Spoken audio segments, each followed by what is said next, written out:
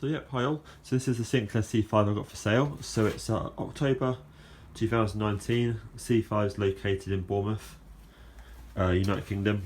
So scroll around here, and you can see up here it says a May 1985, number 271.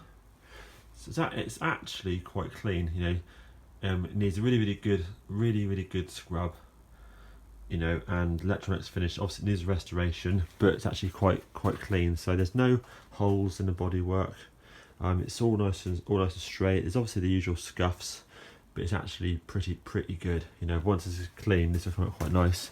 As you see, it's got the front wheel cover here, and I've just literally just cleaned the chassis, and you can see actually that it's actually pretty sweet along there. Even shiny still on the steering joint, and then it just gets worse around here. Again, this is all surface rust, so there's no actual real rust as such to here. So I've removed the electronics a minute ago. So electronics haven't been taken apart yet, so I'm the first person to get into this electronics, and the reason is because the box is still sealed, so still got the factory sealed marks along the side here, and it's really clean inside. So not sure what's wrong with it, but I'll carefully take that apart, have a look at that.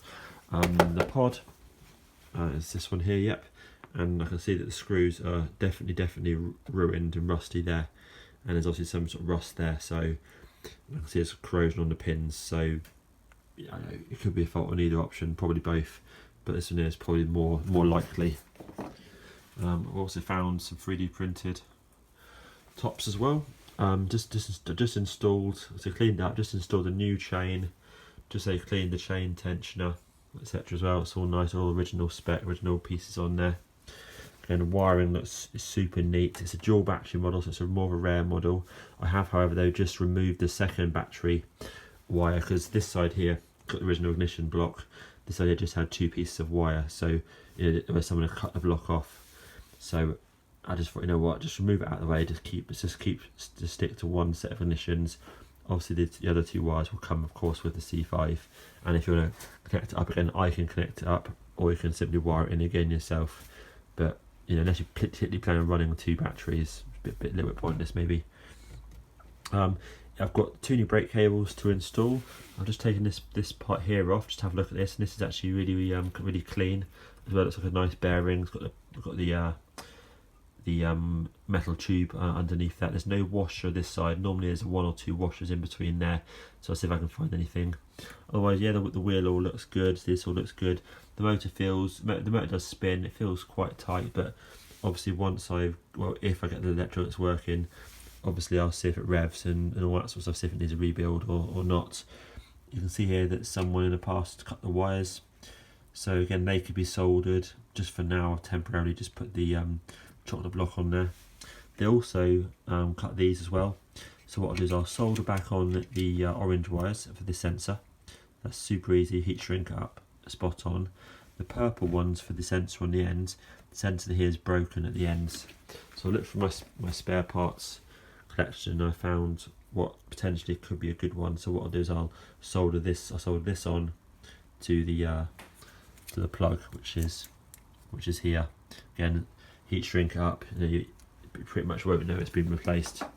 But yeah, that's what I'll do. So that's cool. This wheel's good. Again, no centre caps, but it does come with the reproduction caps here, and these are obviously the new cables I've got, which I'll probably fit those again. Cut one to the sides to the front one, couple it in tubes. I don't think I've got any tyres. I've got new old stock tyres around, but I'm not really going to install those ones. See if I can find anything. Otherwise I'll see if I can buy a cheap set off the internet. So currently, yeah, when electronics are attached, the lights work, and I say nothing whatsoever on a micro switch. So hopefully I'll be able to sort that. This is quite battered. Looks like some sort of bird or something's been poking at it.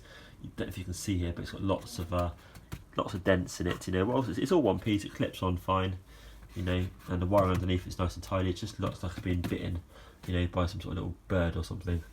These are my test wires in here I was using earlier. So that's the original block there. There's no key. The boot's over there, grey boot. And there's no lock for that either.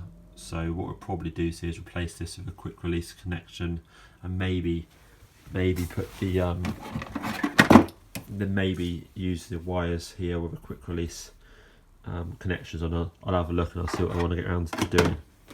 Yeah. Second battery model, so you've got the extra sort of plate in there which holds the ignition unit when it's not being used, as well as the straps on that side as well. Rear light's got a crack, a chip in the corner, and it's just sort of really scratched, you know, but otherwise it's not a bad rear light.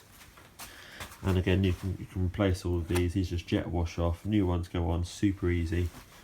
You know, again, if I've got the time, and more important, if it hasn't sold, then I'll just do bits and pieces to it, and I'll put on the new size stripes, you know, I'll find the tyres, and I'll just get it working, and then obviously it'll be advertised for a bit more dosh. And there we go. Nice one, thank you, cheers.